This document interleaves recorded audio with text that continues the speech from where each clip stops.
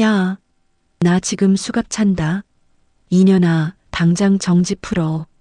백화점 명품관 한복판에서 시어머니의 비명이 터져 나옵니다. 새벽 5시부터 홀로 제사상을 차리던 며느리 연희 씨.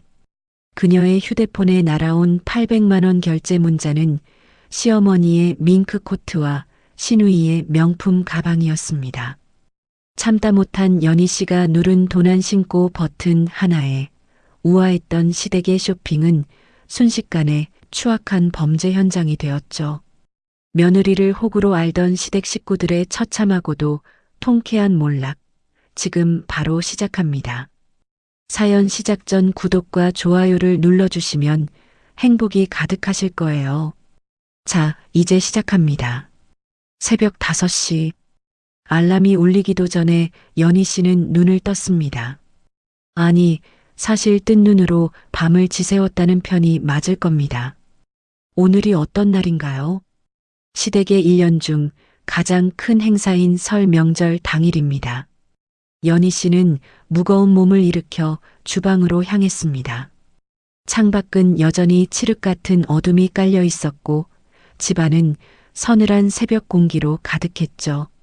하지만 그 공기도 잠시 연희 씨가 가스레인지 불을 켜고 팬 위에 기름을 두르자마자 주방은 금세 매캐한 연기와 열기로 채워지기 시작했습니다. 치익 소리와 함께 동태전이 익어가는 소리가 고요한 거실을 채웠습니다. 연희 씨는 쪼그리고 앉아 쉴 새 없이 손을 움직였습니다. 밀가루를 입히고 달걀물에 적셔 팬 위에 올리는 단순 반복 작업이었지만 그 양이 문제입니다. 20인분. 시어머니 박희자 여사의 고집으로 매해 줄어들지 않는 제사 음식의 양이었죠. 3시간쯤 지났을까요? 허리는 끊어질 듯 비명을 지르고 무릎은 딱딱하게 굳어가는 기분이 들었습니다. 아유, 연희야. 벌써 시작했니? 기름 냄새가 안방까지 진동을 하네.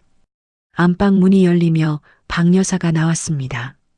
잠이 덜 깬 목소리였지만 그 속에 담긴 시어머니 특유의 날카로움은 여전했죠. 박 여사는 정수기에서 물을 한 컵 받아 마시며 연희 씨의 곁으로 다가왔습니다. 도와주려는 기색은 전혀 없었습니다. 그저 채반 위에 쌓인 전들을 검사하듯 훑어볼 뿐이었죠. 예, 전이 좀 두꺼운 것 같다? 조상님 상에 올리는 건데 정성이 좀 부족해 보여. 그리고 이 나물은 좀 더 가늘게 묻혀야지. 너는 애가 손은 빠른데 꼭 끝마무리가 이렇더라. 어머니, 나물은 아가씨가 좋아하신다고 해서 일부러 식감 살려둔 거예요. 전도 이 정도면 적당하고요. 연희 씨가 조심스레 대답했지만 박 여사는 혀를 끌며 거실 소파로 가서 앉았습니다. 그래 됐다. 잘난 네가 다 알아서 해라. 아우, 근데 정희는 아직도 자니? 정희야, 정희야, 얼른 일어나. 박 여사의 외침에 건너방 문이 열리며 시누이 정희가 등장했습니다. 명절 아침에 흔히 볼 수 있는 부스스한 차림이 아니었습니다. 정희 씨는 이미 풀 메이크업을 마치고 세련된 트위드 재킷까지 차려입은 상태였죠. 그녀는 주방 쪽은 쳐다보지도 않은 채 거실 전신 거울 앞에 서서 제 모습에 취한 듯 요리조리 몸을 돌려보았습니다. 엄마, 나 다 준비됐어. 아, 빨리 가자. 그래, 그래. 우리 딸 예쁜 가방 하나 사줘야지. 근데 연희야, 너 오늘 카드 좀 있니? 박 여사의 뜬금없는 질문에 연희 씨가 고개를 들었습니다. 카드요? 갑자기 카드는 왜요, 어머니? 왜긴 왜야. 오늘 백화점에서 정희 가방도 보고 내 밍크 코트도 좀 보려고 그러지. 우리 카드는 이번 달에 한도가 꽉 차서 말이야. 일단 그걸로 좀 긁고 나중에 정석이한테 채워 넣으라고 할게. 정희 씨가 생긋 웃으며 연희 씨에게 다가왔습니다. 언니, 오빠가 다 허락해 줄 거예요. 언니 카드로 사면 포인트도 많이 쌓이고 좋잖아요. 제가 나중에 맛있는 거 살게요. 네. 말은 정중했지만 정희 씨의 손은 이미 식탁 위에 놓인 연희 씨의 가방으로 향하고 있었습니다. 연희 씨는 당혹감을 감출 수 없었습니다. 명절 음식을 홀로 다 차리고 있는 며느리에게 고맙다는 말은커녕 그 며느리의 카드를 들고 쇼핑을 가겠다니요. 연희 씨는 거실 넘어 안방을 향해 소리쳤습니다. 여보, 최정석, 당신 좀 나와봐. 잠시 후 남편이 하품을 크게 하며 방에서 나왔습니다. 부스스한 머리에 잠이 덜 깬 눈으로 그는 상황을 살폈습니다. 왜 아침부터 소리를 질러? 아, 엄마 쇼핑 가신다며? 여보, 지금 아가씨가 내 카드 빌려달라고 하시잖아. 당신 이게 말이 된다고 생각해? 나 지금 명절 음식 하느라 허리도 못 펴고 있는데. 연희 씨의 항변에 남편은 귀찮다는 듯 머리를 극적였습니다. 에이, 명절인데 왜 그래? 정의가 뭐 나쁜데 쓰겠어? 엄마랑 오랜만에 기분 전환 좀 하겠다는데. 내가 나중에 보너스 나오면 다 갚아줄게. 당신 카드 한도 넉넉하잖아. 가족끼리 왜 그렇게 빡빡하게 굴어? 가족? 당신 지금 그게 할 소리야? 아, 알았어. 나중에 내가 설거지 도와줄게. 됐지? 엄마, 빨리 다녀오세요. 정희 너도 언니한테 고맙다고 하고. 남편은 상황을 정리하는 척하며 다시 방으로 들어가 버렸습니다. 연희 씨는 기가 막혀 말이 나오지 않았습니다. 그 사이 정희 씨는 연희 씨의 지갑에서 익숙하게 골드카드를 뽑아들었습니다. 언니, 진짜 고마워요. 저 금방 다녀올게요. 아, 그리고 언니. 갈비찜 간 좀 잘 봐주세요. 작년엔 좀 짰거든요. 그래, 연희야. 너는 손이 빠르니 금방 하잖니? 전 다 부치면 나물 3가지 꼭 하고 생선도 쪄놓으렴. 우리 오면 바로 제사 지낼 수 있게 말이다. 박 여사와 정희 씨는 향수 냄새를 풀풀 풍기며 현관을 나섰습니다. 철컥 문이 닫히는 소리가 마치 연희 씨의 가슴을 때리는 소리처럼 들렸습니다. 다시 고요해진 집안. 지글거리는 기름 소리와 시계 초침 소리만이 불쾌한 조화를 이루며 울려 퍼졌습니다. 연희 씨는 멍하니 손에 묻은 기름기를 바라보았습니다. 뜨거운 열기 때문에 빨갛게 익어버린 손가락, 하루 종일 서 있느라 퉁퉁 부어오른 발목.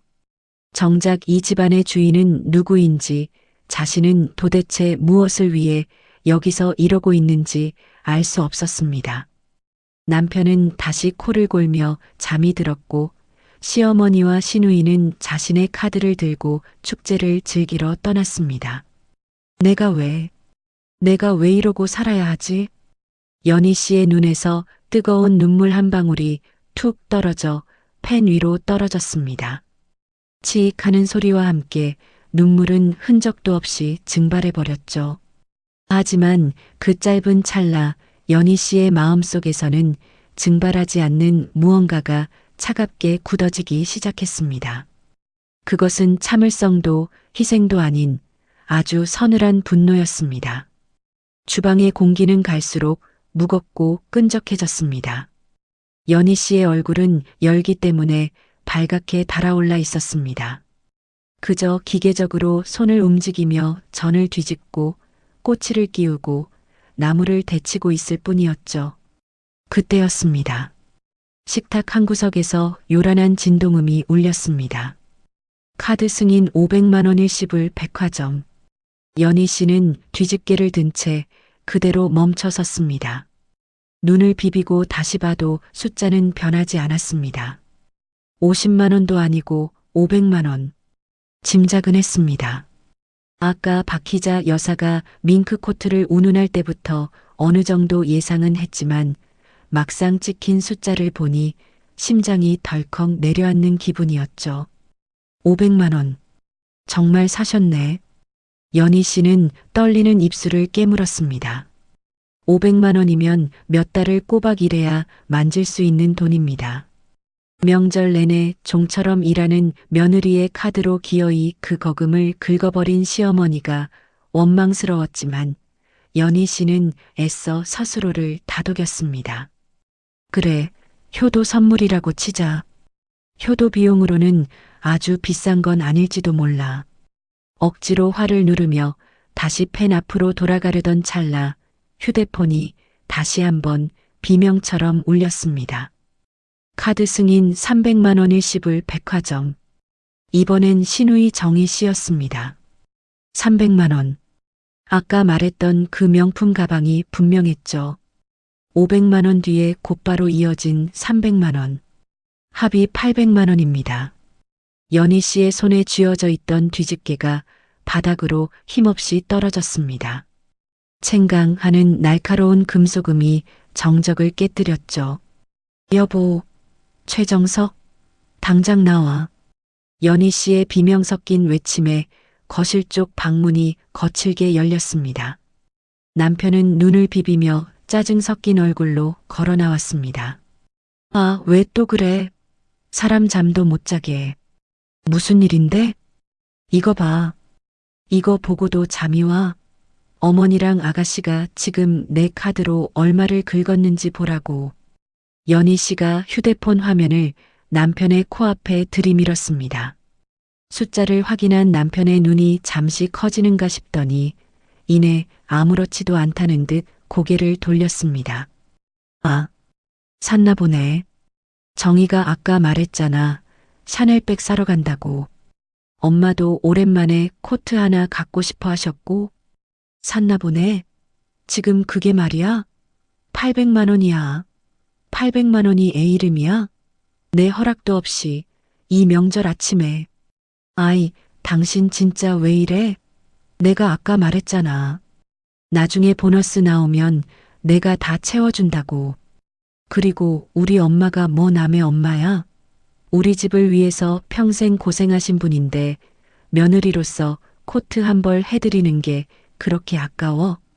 남편의 뻔뻔한 대꾸에 연희 씨는 말문이 막혔습니다.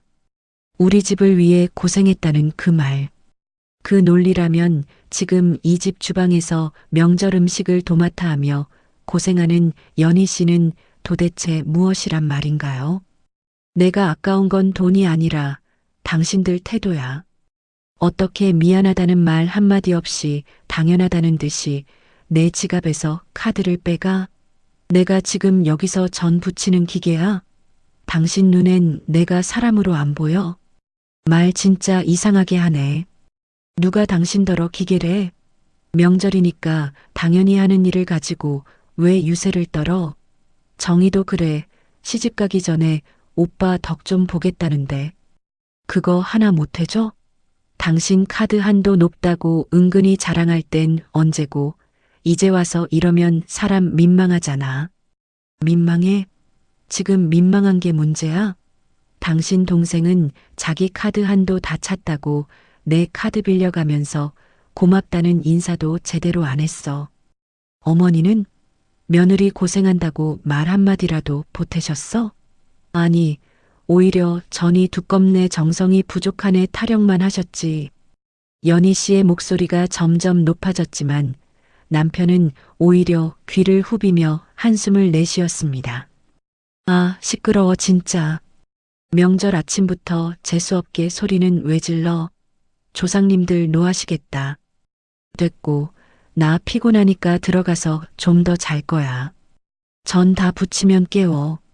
아, 그리고 아까 보니까 문어 숙회는 좀 얇게 썰어놔. 너무 두꺼우면 질겨서 엄마 못 드시니까. 남편은 대화를 일방적으로 끊고 다시 방으로 들어가 버렸습니다. 닫히는 방문 너머로 피곤해 죽겠네 하는 투덜거림이 들려왔죠. 연희 씨는 홀로 남겨진 주방에서 부들부들 떨리는 손을 움켜쥐었습니다. 싱크대에 비친 자신의 모습이 보였습니다. 기름기가 번들거리는 얼굴, 헝클어진 머리, 그리고 앞치마에 밴 수많은 음식, 얼룩들. 반면 백화점에서 화려한 조명을 받으며 내 카드로 쇼핑을 즐기고 있을 시어머니와 시누이의 모습이 겹쳐 보였습니다. 효도? 효도는 무슨? 연희 씨는 차갑게 식어가는 눈으로 바닥에 떨어진 뒤집개를 집어들었습니다. 하지만 다시 전을 붙이기 위해서가 아니었습니다. 그녀는 싱크대 위에 놓인 휴대폰을 다시 집어들었습니다. 화면엔 여전히 300만 원과 500만 원이라는 숫자가 선명하게 박혀 있었죠. 박희자 여사와 최정희 씨, 그리고 방 안에서 편하게 잠을 자는 남편. 그들에게 연희 씨는 가족이 아니었습니다. 그저 무한정 돈이 나오는 현금 인출기이자 집안일을 무보수로 해주는 파출부일 뿐이었죠. 그래, 당신들이 원하는 대로 해줄게. 가족이 아니라 남처럼 대해달라 이거지? 연희 씨는 아주 천천히 카드 고객센터 번호를 누르기 시작했습니다. 손끝은 더 이상 떨리지 않았습니다. 오히려 기묘한 평온함이 연희 씨를 감쌌죠. 안내 멘트가 흘러나오는 동안 연희 씨는 펜 위에서 노릇하게 익어가던 전들을 차가운 눈으로 바라보았습니다. 네, 카드 분실 신고 좀 하려고요. 방금 고액 결제 문자가 2건이나 왔는데 제가 쓴 게 아닙니다. 도난당한 것 같아요. 상담원에게 말하는 연희 씨의 목소리는 너무나도 차분하고 우아했습니다. 마치 오랫동안 연습해온 대사를 읊는 배우처럼 말이죠. 네, 맞습니다. 지금 즉시 정지해 주세요. 그리고 방금 결제된 건들에 대해서도 부정 사용 신고 접수하겠습니다. 누가 제 카드를 가져갔는지 꼭 좀 잡아주세요. 상담원의 확인 절차가 끝나는 순간 연희 씨의 입가에 옅은 미소가 번졌습니다. 연희 씨는 휴대폰을 내려놓고 주방 가위로 펜 위에 있던 전들을 갈기갈기 찢기 시작했습니다. 제사상에 오를 수 없을 만큼 아주 처참하게 말이죠. 카드를 정지시킨 후 찾아온 정적은 낯설 만큼 고요했습니다. 매서운 기세로 돌아가던 환풍기 소리조차 연희 씨의 귓가에는 들리지 않았죠. 그녀는 싱크대에 기대어 서서 자신의 손으로 갈기갈기 찢어놓은 전들이 담긴 커다란 그릇을 내려다보았습니다. 조상님께 올릴 정갈한 음식들이 이제는 그저 쓰레기통으로 직행하기 직전의 음식물 찌꺼기처럼 보였습니다. 마지막 확인 전화를 마친 연희 씨의 목소리는 서늘할 정도로 차분했습니다. 평소라면 그래도 명절인데 어머님이 노하시겠지라며 스스로를 검열했을 그녀였지만 800만 원이라는 숫자가 찍힌 순간 연희 씨 안에 무언가는 완전히 죽어버렸습니다. 그녀는 앞치마를 벗어 바닥에 던졌습니다. 그리고 거실로 나가 안방문을 쾅 소리나게 걷어찼습니다. 최정석, 일어나. 아, 또 왜? 당신 진짜 왜 그래? 남편이 머리를 헝클어뜨리며 튀어나왔습니다. 연희 씨의 눈빛이 예전과 다르다는 걸 감지했는지 그의 목소리에는 당혹감이 서려 있었죠. 연희 씨는 거실 소파에 앉아 다리를 꼬고 남편을 쏘아보았습니다. 방금 카드 정지시켰어. 도난 신고로. 뭐?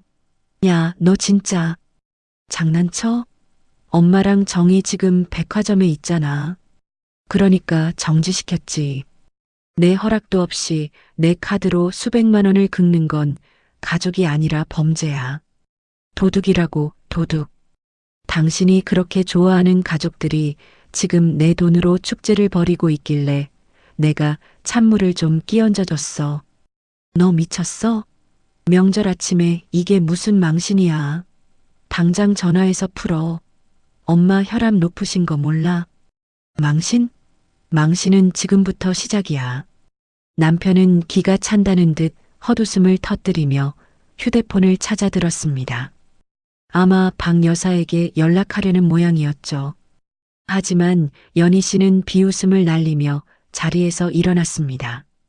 그 시각 시내 중심가의 백화점 VIP 라운지. 박희자 여사와 신우이 정희 씨는 우아하게 티타임을 즐기고 있었습니다. 그들의 손에는 이미 화려한 로고가 새겨진 쇼핑백들이 여러 개 놓여 있었죠. 엄마, 이 코트 진짜 잘 어울린다. 연희 언니가 그래도 카드는 한도가 높아서 다행이야. 그치? 정희 씨가 새로 산 가방을 쓰다듬으며 만족스러운 듯 말했습니다. 박 여사는 거울에 비친 자신의 밍크 코트 매무새를 만지며 거드름을 피웠습니다.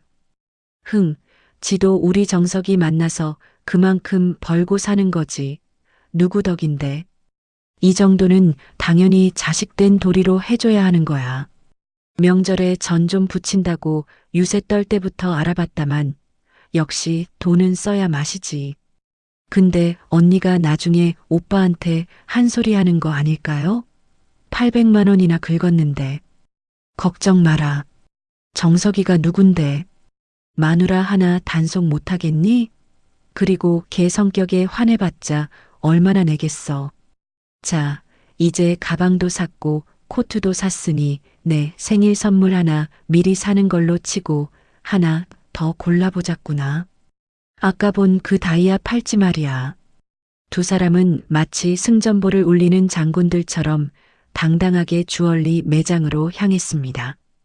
매장 직원들이 허리를 굽혀 인사하며 그들을 맞이했죠. 박 여사는 가장 화려한 진열대 앞에 서서 턱을 치켜들었습니다. 이 팔찌 아까 찜해둔 거 주쇼. 일시불로 할 거니까. 정희 씨가 옆에서 한술 더 떴습니다. 어머 엄마, 이거 진짜 예쁘다. 언니도 참 집에서 전 부치는 것보다 우리 쇼핑 도와주는 게 훨씬 보람찰 텐데 말이에요. 내 말이 그 말이다. 얘가 융통성이 없어서 그래. 박 여사는 아주 당연하다는 듯 연희 씨의 카드를 내밀었습니다. 직원이 공손하게 카드를 받아 단말기에 꽂는 순간 두 사람의 얼굴에는 승리자의 미소가 가득했습니다. 명절 음식 준비 따위는 안중에도 없었죠. 그저 이 카드가 주는 무한한 권력을 만끽할 뿐이었습니다. 하지만 잠시 후 매장 직원의 표정이 묘하게 변했습니다. 카드를 다시 꽂아보고 화면을 뚫어지게 쳐다보던 직원이 당황한 기색으로 입을 열었습니다. 고객님, 죄송하지만 이 카드가 승인 거절로 뜨네요. 뭐, 그럴 리가 없어. 아까 800만 원도 한 번에 긁혔는데 다시 해봐요. 한도가 부족할 리가 없는데? 박 여사가 인상을 쓰며 윽박질렀습니다. 직원은 땀을 흘리며 다시 시도했지만 결과는 같았습니다. 아니, 이번에는 단말기 화면에 더 불길한 메시지가 떠올랐죠. 고객님, 이게 단순 거절이 아니라 도난분실 신고된 카드라고 나옵니다. 저희 매뉴얼상 이런 경우에는 뭐? 도난? 야, 이게 무슨 소리야? 박 여사와 정희 씨의 눈이 휘둥그레졌습니다. 주변에서 쇼핑하던 사람들의 시선이 순식간에 두 사람에게 쏠렸습니다. 직원은 무전기를 든 보안 요원을 불렀고 매장 안의 공기는 순식간에 차갑게 얼어붙었습니다. 고객님, 잠시 저희와 함께 확인이 필요하실 것 같습니다. 본인 카드가 아니신가요? 이게 무슨 무례한 짓이야. 나 이 집 며느리 시어머니야. 우리 애가 준 거라고. 박 여사가 소리를 질렀지만 보안 요원들의 태도는 단호했습니다. 정희 씨는 당황해서 얼굴이 벌개진 채 어쩔 줄 몰라 했죠. 그 화려했던 명품관의 조명이 이제는 마치 범죄자를 비추는 취조실의 불빛처럼 느껴지기 시작했습니다. 명품 주얼리 매장의 공기는 한순간에 싸늘하게 식어버렸습니다. 방금 전까지 박 여사와 정희 씨를 극진히 모시던 직원들의 눈빛은 이제 마치 벌레를 보는 듯 차갑고 의심스러웠죠. 매장 매니저는 뒷짐을 진 채 거리를 두며 서 있었고 검은 정장을 입은 건장한 보안 요원 2명이 박 여사의 양옆을 가로막았습니다. 아니, 이게 무슨 무례한 짓이야. 내가 이 백화점 VIP 된 거 몰라? 당장 점장 불러와. 박 여사가 고래고래 소리를 질렀지만 보안 요원의 목소리는 낮고 단호했습니다. 고객님, 목소리를 낮춰주십시오. 현재 이 카드는 카드사로부터 도난 및 부정 사용으로 강력하게 신고가 들어온 상태입니다. 저희는 절차에 따라 경찰이 오기 전까지 고객님을 확인해야 할 의무가 있습니다. 도난이라니. 이게 내 며느리 카드라니까. 며느리가 나 쓰라고 준 걸 가지고 왜 이 난리냐고. 그때 옆에서 안절부절 못하던 정희 씨가 다급하게 박 여사의 팔을 붙잡았습니다. 그녀는 주변 사람들의 시선이 괴로운 듯 쇼핑백으로 얼굴을 가리다시피 하고 있었죠. 엄마, 일단 조용히 좀 해봐. 사람들이 다 보잖아. 아가씨, 이거 정말 오해예요. 제 올케 언니가 카드를 깜빡하고 분실 신고를 안 푼 모양인데 저희가 전화해서 해결할게요. 네.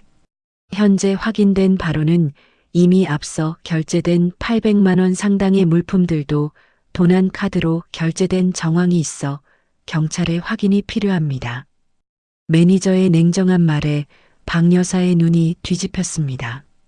자신이 방금 손에 넣은 그 부드러운 밍크 코트와 정희 씨의 샤넬백이 압수될 수도 있다는 말에 이성이 끊어져 버린 것이죠. 뭐라고? 압수? 누구 맘대로. 이거 내 아들이 사준 거야. 야, 최정희. 너 빨리 오빠한테 전화해. 당장 그년. 아니, 내 언니한테 전화해서 정지 풀라고 하란 말이야. 정희 씨는 떨리는 손으로 휴대폰을 꺼내 들었습니다. 하지만 연희 씨는 전화를 받지 않았습니다. 수신 거부라도 해놓은 것인지 신호음이 몇 번 가기도 전에 기계적인 안내음만 흘러나왔죠. 정희 씨의 얼굴이 하얗게 질렸습니다. 엄마, 언니가 전화를 안 받아. 어떻게? 오빠한테 해볼게. 하지만 남편 역시 전화를 받지 않았습니다. 집에서는 이미 연희 씨와 남편 사이에 2차전이 벌어지고 있었기 때문이었죠. 그 시각 집안의 상황은 백화점보다 더 치열했습니다. 야, 너 정말 미쳤어? 엄마랑 정희가 거기서 얼마나 개망신을 당할지 생각 안 해? 당장 전화해서 취소해. 남편이 연희 씨의 팔목을 붙잡고 소리를 질렀습니다. 하지만 연희 씨는 눈 하나 깜빡하지 않고 남편의 손을 뿌리쳤습니다. 실수? 아니, 난 아주 제정신으로 신고한 거야. 당신 가족들이 내 인생을 실수처럼 대할 때 난 매 순간 진심으로 참았어. 근데 돌아오는 게 뭐야?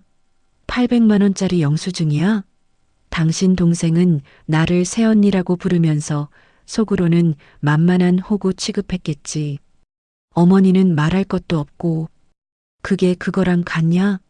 돈은 내가 갚아준다고 했잖아. 갚아줘?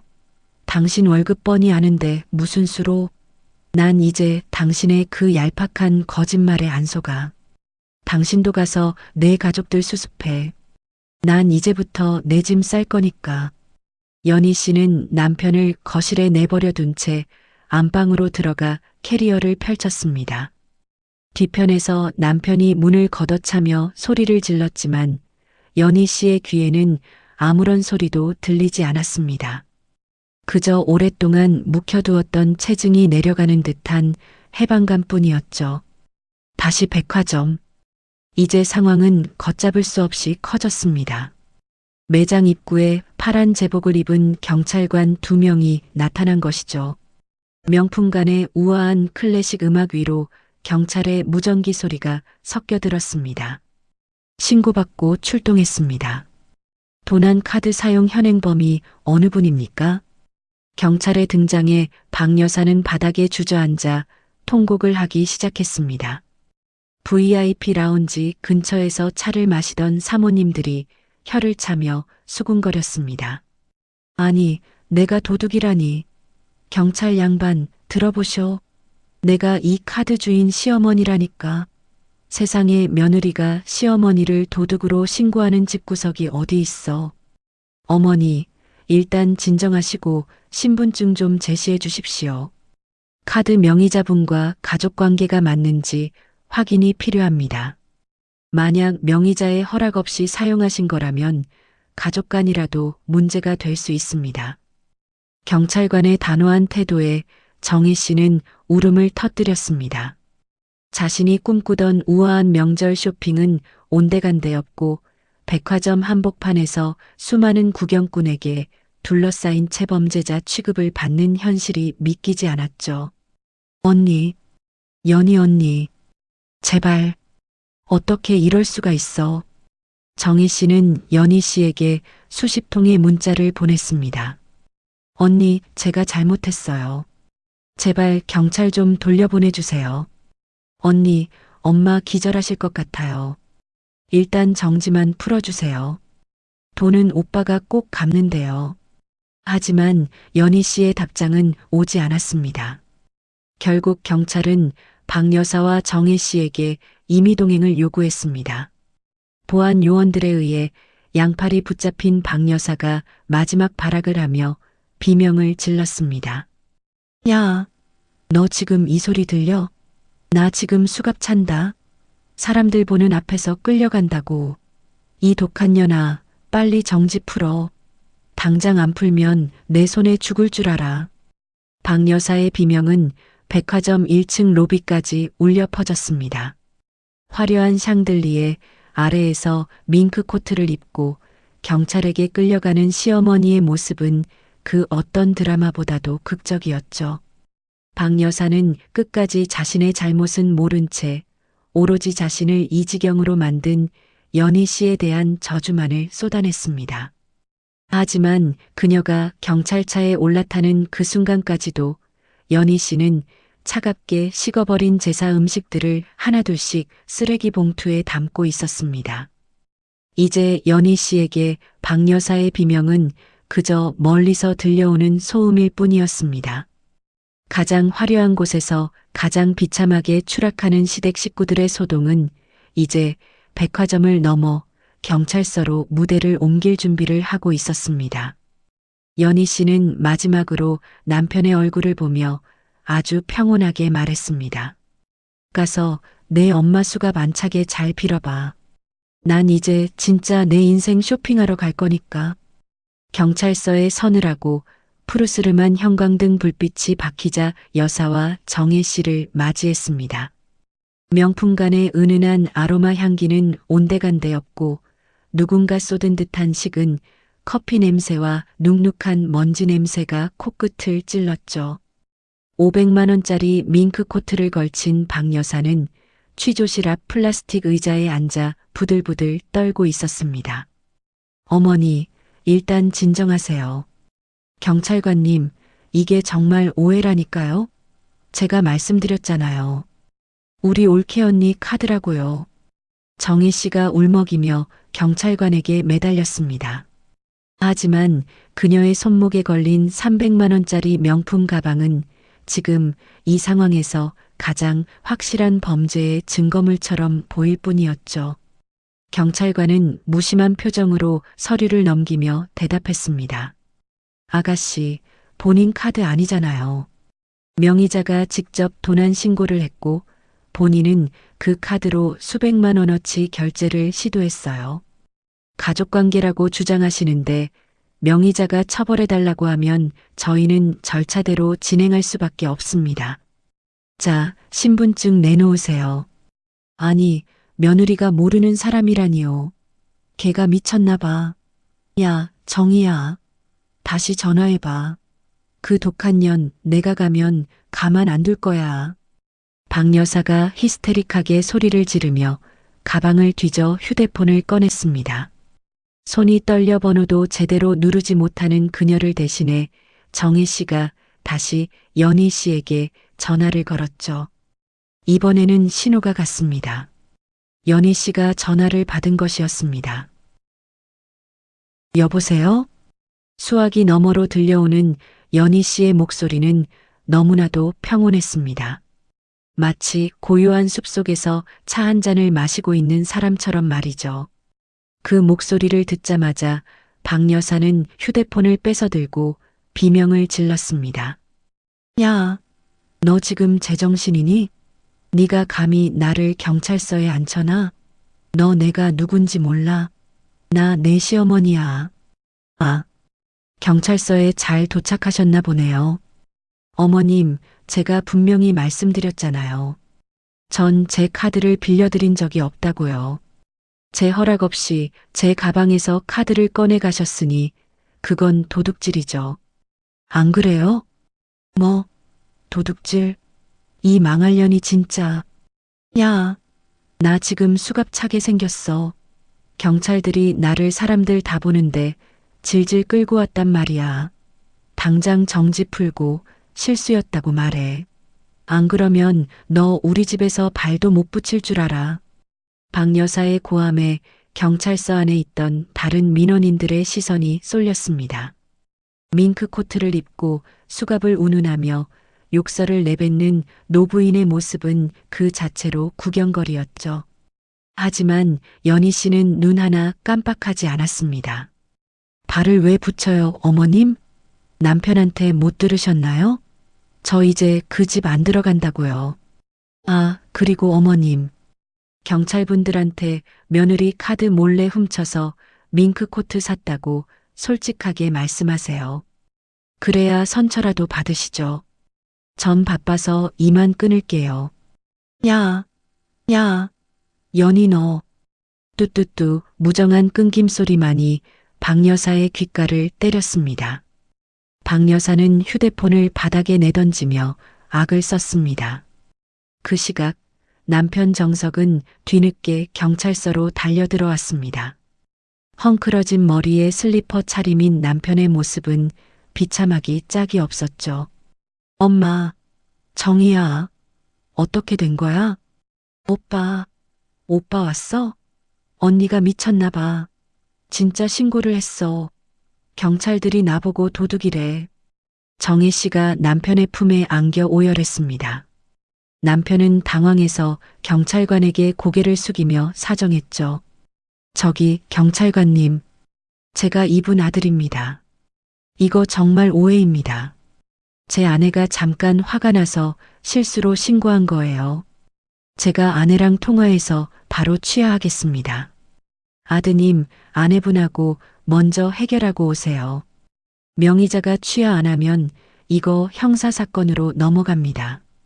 특히 금액이 커서 단순 점유이탈물 횡령도 아니고 절도나 사기죄까지 적용될 수 있어요.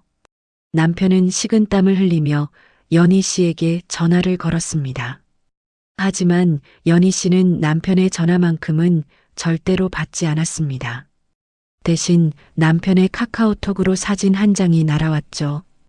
바로 거실 바닥에 팽개쳐진 이혼 서류와 텅 빈 연희 씨의 옷장 사진이었습니다.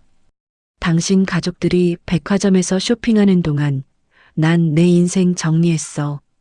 경찰서에서 수습 잘해. 아, 800만 원은 당신 보너스로 갚는다고 했지? 꼭 갚아. 카드사에서 조만간 구상권 청구 들어갈 거야. 남편은 그 자리에 주저앉아 머리를 감싸쥐었습니다. 박 여사는 여전히 경찰관의 멱살이라도 잡을 기세로 소란을 피우고 있었고 정혜 씨는 가방이 압수당할까봐 꼭 껴안은 채 벌벌 떨고 있었죠. 엄마, 이제 어떡해? 언니 진짜 나갔나 봐. 오빠, 언니 좀 붙잡아봐. 나 무서워. 정희 씨의 비명 같은 외침에도 남편은 아무런 대답을 할 수 없었습니다.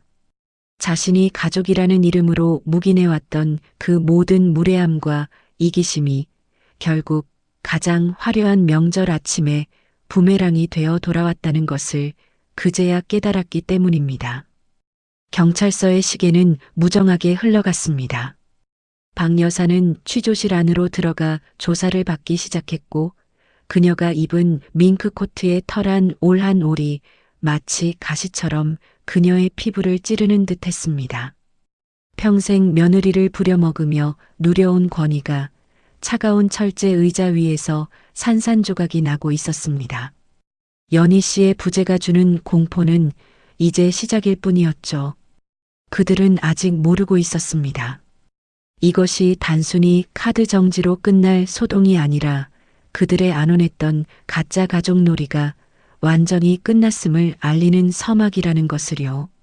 취조실의 좁은 창문 사이로 들어오는 햇살은 백화점의 눈부신 조명과는 비교도 할 수 없을 만큼 비참했습니다.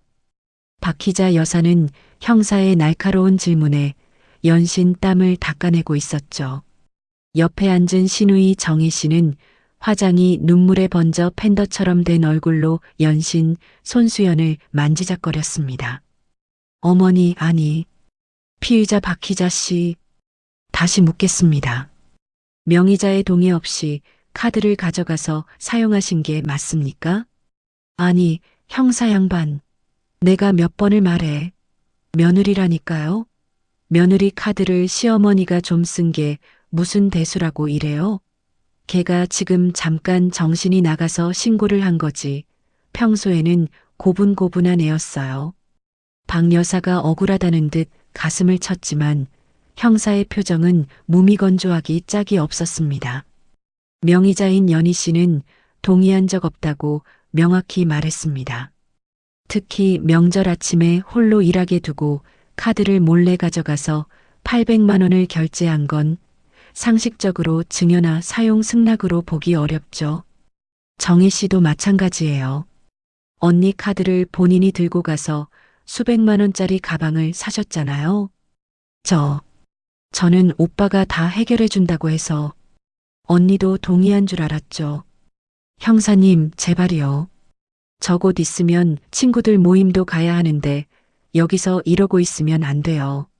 정혜 씨가 기어들어가는 목소리로 말하자 형사는 어처구니 없다는 듯 헛웃음을 터뜨렸습니다.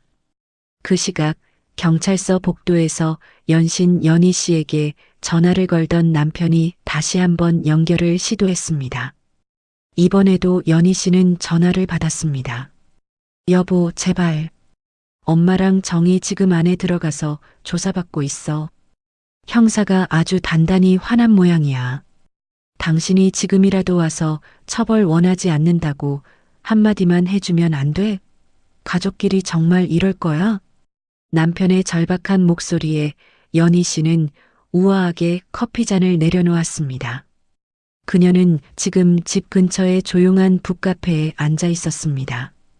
기름 냄새 대신 은은한 원두 향을 맡으며 말이죠. 가족? 여보, 당신은 참 그 단어를 편할 때만 쓰는구나. 내가 새벽 5시부터 기름 연기 마시며 전 부칠 때는 가족이 아니었나 봐. 그때 나한테 고맙다고 수고한다고 말 한마디 한 적 있어? 오히려 문어 숙회 얇게 썰라고 타령만 했잖아. 그거야. 명절이니까. 아, 진짜. 지금 그게 중요해? 800만 원은 내가 어떻게든 할 테니까 일단 경찰서로 오라고. 아니, 난 안 가. 그리고 어머님한테 전해줘. 도둑이 제발 저리신가 보다라고.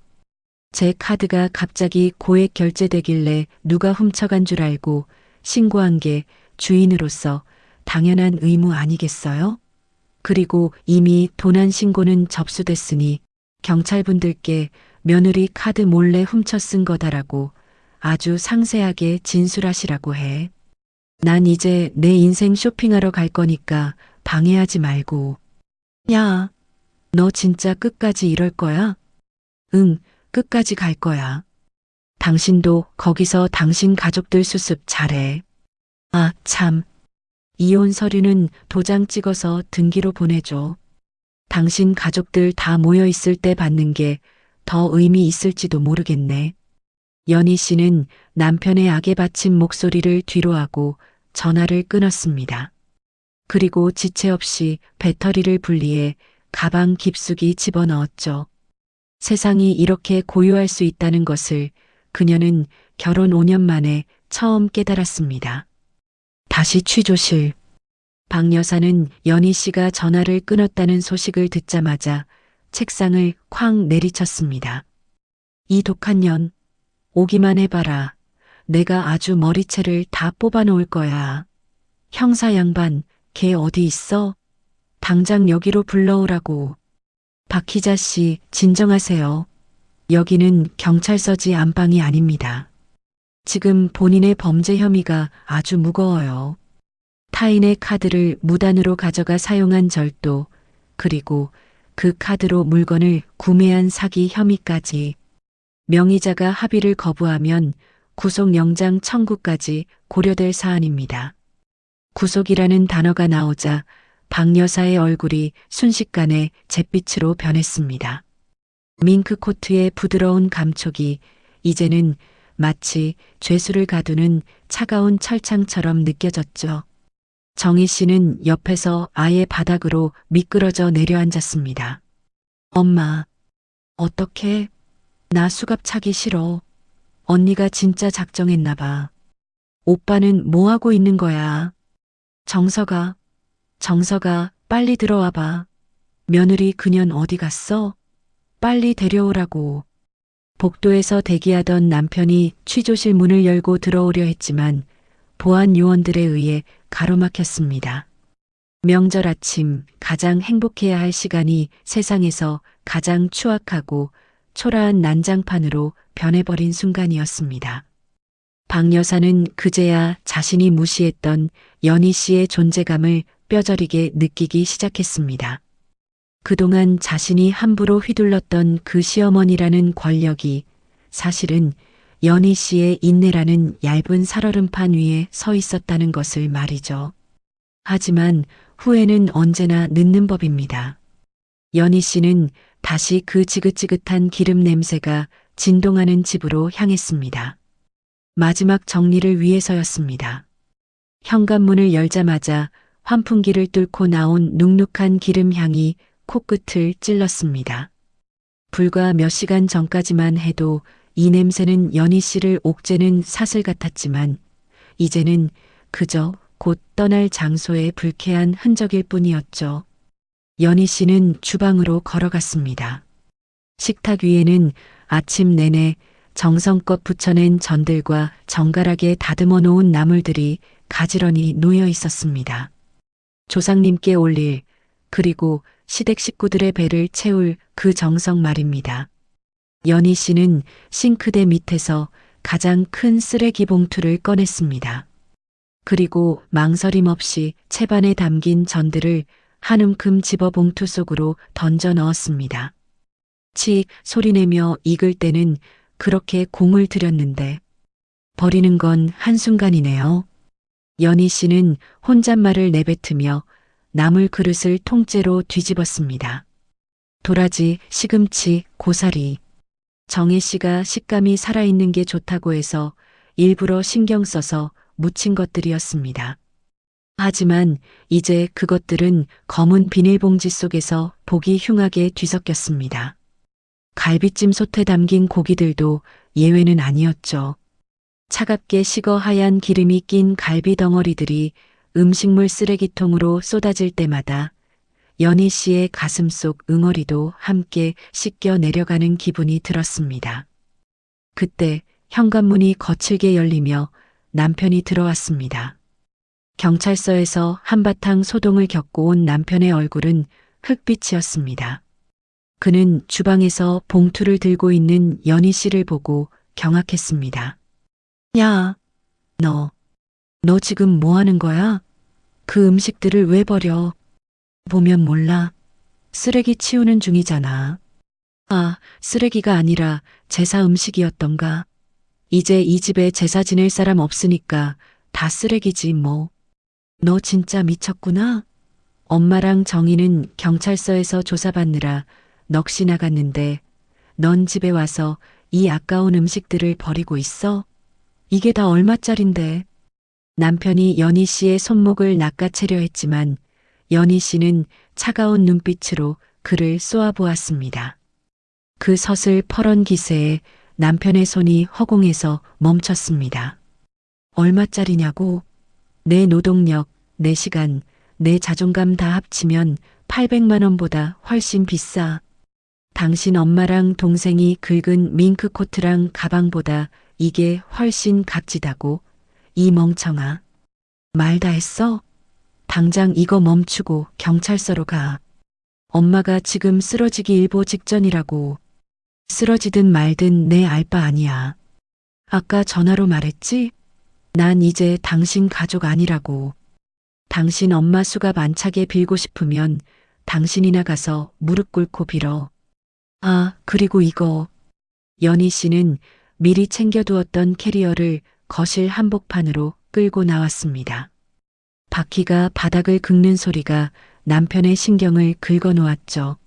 나 지금 친정 갈 거야. 거기 가서 엄마가 해주는 따뜻한 갈비 먹으면서 쉴 거야. 당신은 여기서 그 텅 빈 제사상이나 보면서 당신 가족들이 무슨 짓을 저질렀는지 똑똑히 기억해. 친정? 지금 이 상황에 친정을 가겠다고? 너 가면 진짜 끝이야, 알아? 응, 끝내려고 가는 거야. 이혼 서류는 아까 식탁에 뒀으니까 도장 찍어놔. 아니면 법원에서 보든지. 남편은 믿기지 않는다는 듯 헛웃음을 터뜨렸습니다. 평소 같으면 눈물을 흘리며 미안하다고 빌거나 못 이기는 척 주방으로 돌아갔을 연희 씨였으니까요. 하지만 지금의 연희 씨는 남편이 알던 그 착한 며느리가 아니었습니다. 여보, 아니. 최정석 씨, 당신 가족들은 나를 사람이 아니라 가구 정도로 생각했지? 있으면 편하고 없으면 불편한 정도. 근데 가구도 부서지면 버려야 하는 거야. 당신들이 나를 그렇게 망가뜨렸으니까 이제 내가 당신들을 버리는 거야. 연희 씨는 현관으로 향했습니다. 남편이 뒤에서 소리를 지르고 욕설을 내뱉었지만 그녀는 뒤도 돌아보지 않았습니다. 현관문을 열기 전 연희 씨는 마지막으로 집안을 한번 훑어보았습니다. 엉망진창이 된 주방, 내동댕이 쳐진 쓰레기 봉투, 그리고 그 앞에 멍하니 서 있는 초라한 남편의 모습. 아, 맞다. 나가고 나면 어머니한테 꼭 전해줘요. 밍크코트 압수당하지 않게 변호사라도 알아보라고. 아가씨 가방도 마찬가지고. 그럼 명절 잘 보내. 철컥. 문이 닫히는 소리와 함께 연희 씨는 그 지옥 같던 집에서 탈출했습니다. 엘리베이터 거울에 비친 자신의 모습이 보였습니다. 기름기는 여전했지만 눈빛만큼은 어느 때보다 맑게 빛나고 있었습니다. 그녀는 캐리어를 끌고 주차장으로 향했습니다. 친정으로 가는 길은 멀었지만 그 어느 때보다 설레는 여행이 될 것 같았습니다. 차 시동을 걸자 라디오에서는 즐거운 명절 노래가 흘러나왔습니다. 연희 씨는 처음으로 그 노래를 따라 흥얼거리며 핸들을 돌렸습니다. 이제 진정한 명절의 완성을 위해 그녀는 가장 화려한 복수를 뒤로 한 채 자신의 진짜 삶을 향해 나아가고 있었습니다. 폭풍 같은 명절이 지나고 일주일 뒤 연희 씨는 더 이상 기름 냄새 찌든 앞치마를 두르지 않았습니다. 대신 화사한 화이트 셔츠를 입고 변호사 사무실 근처의 노천 카페에 앉아 있었죠. 그녀의 앞에는 김이 모락모락 나는 에스프레소와 함께 깔끔하게 정리된 이혼 합의서가 놓여 있었습니다. 그 시각 시댁의 풍경은 그야말로 아비규환이었습니다. 박희자 여사는 경찰 조사를 받고 나온 뒤로 화병에 누워 알아누웠고 시누이 정혜 씨는 백화점에서 도난 카드 현행범으로 끌려갔던 소문이 돈내방내 퍼지는 바람에 집 밖으로 한 발자국도 나오지 못하고 있었습니다. 야, 최정석, 너 정말 이럴 거야? 그년. 아니, 연희한테 다시 전화해봐. 박 여사가 머리에 띠를 두른 채 거실로 기어나와 소리를 질렀습니다. 카드사에서는 부정 사용으로 신고된 800만 원에 대해 가족 간의 동의 없는 사용이 확인되었다며 전액 즉시 상환 혹은 민사 소송을 예고하는 통지서를 보내온 상태였죠. 엄마, 오빠, 나 어떡해? 나 이번에 대기업 면접 앞두고 있는데 경찰 기록 남으면 망하는 거잖아. 언니한테 제발 합의해달라고 해. 정혜 씨가 울며 불며 남편의 바짓가랑이를 붙잡았습니다. 하지만 남편 역시 넋이 나간 표정으로 소파에 주저앉아 있을 뿐이었죠. 연희 씨가 집을 나가면서 남편의 이름으로 된 대출금이며 각종 공과금 이체도 싹 다 해지해버리는 바람에 그의 통장은 이미 바닥을 드러내고 있었습니다. 그때 남편의 휴대폰으로 영상 통화 한 통이 걸려왔습니다. 연희 씨였습니다. 남편은 구원투수라도 만난 듯 급히 전화를 받았고 스피커폰 너머로 박 여사와 정혜 씨도 귀를 기울였습니다. 여보, 연희야, 너 지금 어디야? 장인어른 댁이야? 내가 지금 갈게. 화면 속 연희 씨는 너무나도 눈부시고 평온했습니다. 그녀는 선글라스를 살짝 내렸으며 웃음을 터뜨렸죠. 빌긴 뭘 빌어. 당신들 지금 다 모여 있지? 잘 됐네. 내가 마지막으로 선물을 하나 보냈거든. 지금쯤 초인종 울릴 텐데. 띵동. 거짓말처럼 초인종이 울렸습니다. 정혜 씨가 희망에 찬 눈빛으로 문을 열었지만 거기 서 있는 사람은 연희 씨가 아니라 검은 양복을 입은 집행관들이었습니다. 최정석 씨 댁 맞습니까?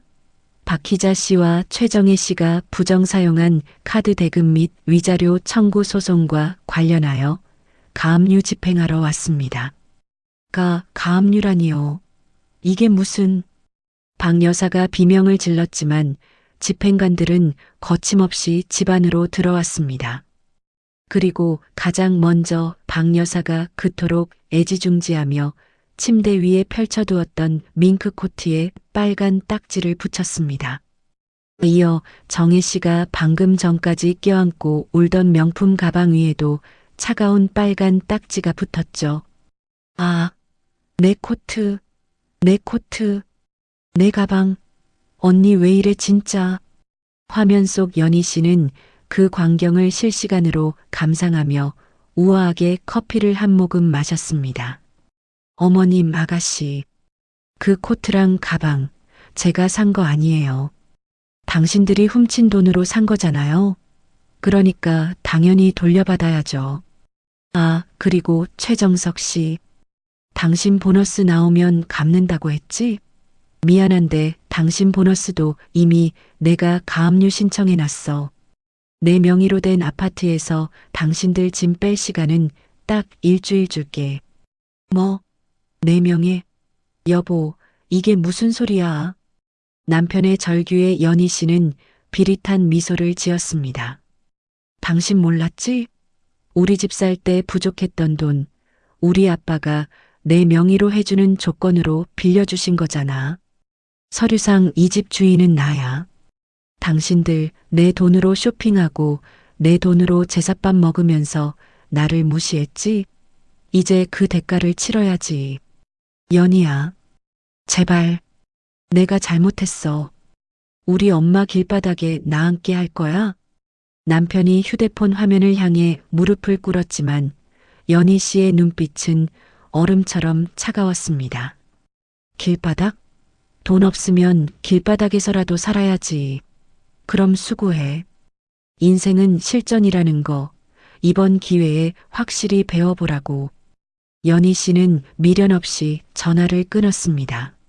화면이 꺼지는 순간 수화기 너머로 박 여사의 실성한 듯한 비명과 정희 씨의 오열, 그리고 남편의 허망한 외침이 희미하게 들려왔습니다. 하지만 연희 씨는 더 이상 그 소리에 가슴 아파하지 않았습니다. 그녀는 자리에서 일어나 기지개를 켰습니다. 몸 안을 가득 채웠던 기름 냄새와 매캐한 연기가 드디어 완전히 빠져나간 기분이었습니다. 명절의 끝은 비참한 눈물이 아니라 찬란한 독립의 시작이었습니다. 연희 씨는 자신의 차에 올라타 핸들을 잡았습니다. 이제 그녀가 향할 곳은 기름 냄새 진동하는 시댁 주방도 가식적인 웃음이 가득한 명절 모임도 아니었습니다. 오로지 자신만을 위해 준비된 세상에서 가장 평화롭고 화려한 혼자만의 여행지였죠. 명절, 참 좋네요. 이렇게 통쾌할 수 있다니. 차창 밖으로 쏟아지는 햇살을 받으며 연희 씨는 생애 가장 아름다운 미소를 지어 보였습니다. 800만 원의 영수증으로 산 것은 명품 코트가 아니라 바로 그녀의 자유였습니다. 연희 씨는 더 이상 기름 냄새 찌든 명절을 보내지 않습니다. 시어머니와 시누이가 빨간 딱지 앞에서 오열할 때 그녀는 비로소 자신을 위한 진정한 평화를 찾았죠. 가족이라는 이름으로 타인의 희생을 당연하게 여기던 그들에게 연희 씨의 결단은 아주 매운 가르침이 되었습니다. 호의가 계속되면 권리인 줄 안다는 말처럼 배려를 호구로 취급하는 이들에게 침묵은 답이 아닙니다. 남의 눈에 눈물 나게 하면 제 눈에는 피눈물 난다는 옛말은 결코 틀리지 않았습니다. 이제 연희 씨는 타인을 위한 제사상이 아닌 자신을 위한 화려한 인생의 만찬을 즐기며 당당히 나아갑니다. 여러분의 배려가 누군가에게 당연한 전유물이 되고 있지는 않나요? 나를 지킬 줄 아는 용기야말로 진정한 사이다의 시작입니다. 오늘 이야기 잘 들으셨다면 잘 들었다고 댓글 남겨주시면 감사하겠습니다. 좋아요와 구독도 꼭 눌러주세요.